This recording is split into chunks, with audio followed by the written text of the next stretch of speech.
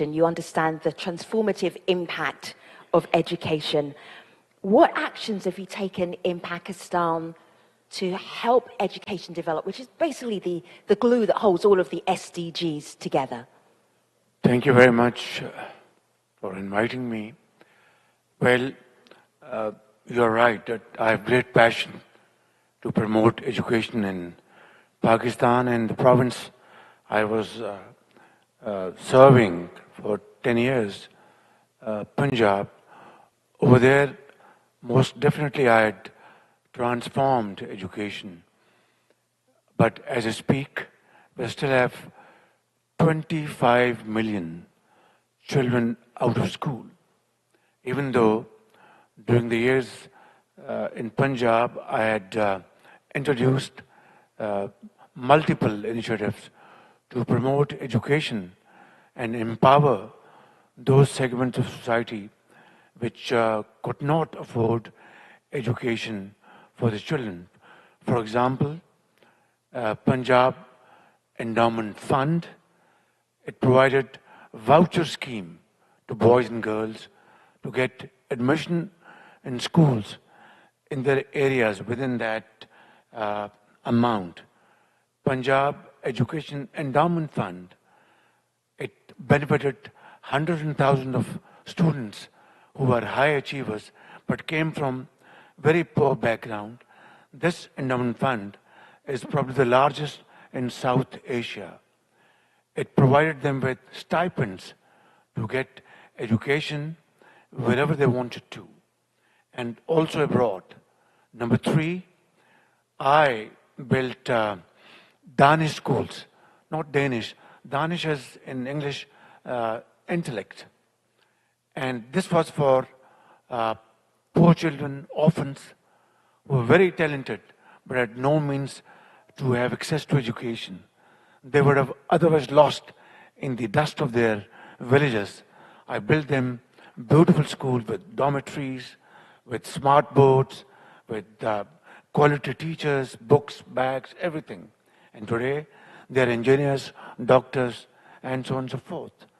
Then vocational training, skill training, with the British DFID and Punjab's partnership, we started skilled, and this was not about brick and mortar, no. It was about investing in the students, in the future, paying to the companies, for example, hoteliering company. We would pay them per student, and they would provide them the training. We didn't build buildings or brought machines, no corruption, no nothing. So this was, I think, a game changer. But 25 million children today, even today out of schools, is a big challenge. Now, who's the culprit and where's the problem? SDGs, as you know, the gap runs into trillions of dollars. And countries, developing countries like Pakistan, can have to struggle to raise finances. Why? In 2022, we had the worst flooding in our history out of climate change. And for no fault of ours, none whatsoever, we do not even contribute even a fraction of a percent in terms of emissions. Those who play with trillions and are responsible for these emissions, they have to share their responsibility and come to the help of these developing societies. It's very important. Otherwise, this unbalanced, unjust, unfair system will lead to nowhere. 2, and importantly, we faced terrorism after 9/11. It was pushed into our borders. 80,000 Pakistanis were martyred. And boys and girls, mothers,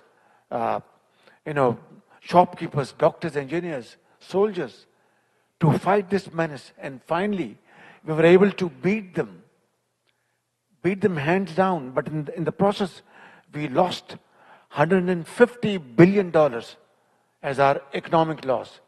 During these floods in 22, $30 billion and yet we are asked to borrow money, to pay borrowed money and loans? Is this the way? This vicious circle of debt trap, I call it death trap, will not help at all the developing societies. So we have to strike a fair deal. Thank you very much.